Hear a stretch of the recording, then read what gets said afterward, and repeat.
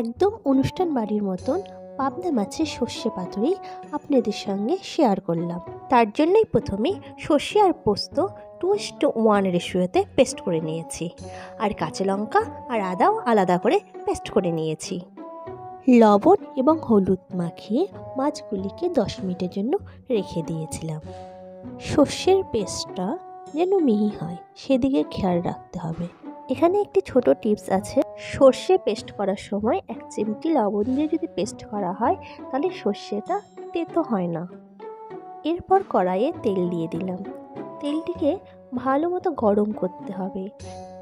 এখানে একটি ছোট টিপস আছে, তেলটিকে ভালো মতো গরম না করলে মাছগুলি ভেঙে যাওয়ার সম্ভাবনা অনেক বেশি পরিমাণে থাকে।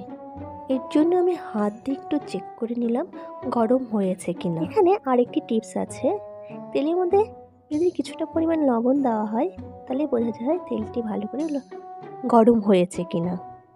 এবং মাছগুলির মধ্যে কাঁচা তেল মাখিয়ে নিলে মাছগুলি ফোটে কম। এরপর আমি মাছগুলোকে তেলে ছেড়ে দিলাম। এই রেসিপিটি যেমন ঝটপট তৈরি হয় তেমনি খেতে দুর্দান্ত হয়। এই দেখো, আমি নিজের আত্মরক্ষার জন্য এই ঢাকনাটা দিয়ে দিয়েছি যেন কোনো মতেই তেল না ছেটে। মাছগুলি এক পিঠ ভালো মতো ভাজা হয়ে গেলে উল্টে দেব এবং উল্টে দিয়ে ভালো মতো ভেজে নেব। বেশি ওভার কুক করা যাবে না, বেশি ফ্রাই করা যাবে না, এখানে লক্ষ্য রাখতে হবে। এই যে মাছগুলো ভাজা হয়ে গেছে, একে একে আমি তুলে ফেলবো। এই যে দেখুন, মাছগুলোকে আমি কিন্তু বেশি কড়া করে ভাজিনি।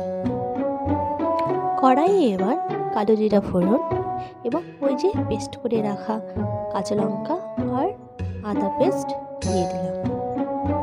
কিছুক্ষণ নাড়াচাড়া করে ফ্রাই করে নিতে হবে। দেখতে হবে কাঁচা লঙ্কার যে ঝাঁজটা চলে গেছে কিনা। এরপর লবণ, হলুদ এবং কাশ্মীরি লঙ্কার গুঁড়ো অ্যাড করলাম। কাশ্মীরি লঙ্কার গুঁড়ো একবারে অপশনাল, আপনারা চাইলে ব্যবহার করতে পারেন।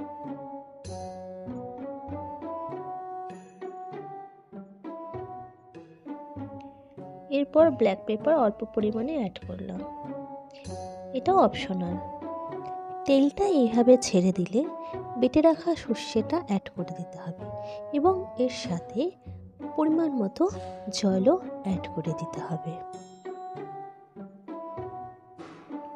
এরপর কিছুক্ষণ কুক করে নিতে হবে।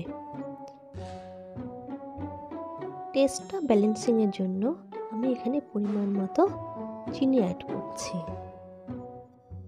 এবং ভালো মতো ফুটে গেলে একে একে মাছগুলো অ্যাড করে দিতে হবে।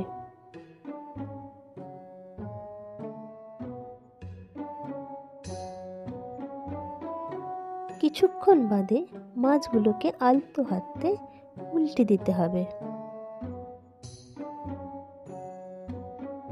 দেখুন, তেলটা এইভাবে ছেড়ে দিলে এর মধ্যে কাঁচা লঙ্কা চেরা আর কুচো ধনেপাতা ছিটিয়ে দিলেই রেসিপিটা একদম তৈরি। রেসিপিটা যেমন ইজি তেমনি কম সময় লাগে। সত্যি কথা বলতে এই রেসিপিটা খেতে যা দুর্দান্ত হয়েছিল না, দারুণ টেস্টি হয়েছিল। আপনারাও একবার এই রেসিপিটা বাড়িতে ট্রাই করে দেখতে পারেন এবং কমেন্টে জানাবেন কেমন খেতে হয়েছিল। সাবস্ক্রাইব করে দিন এই রকম ভিডিও আরও দেখতে।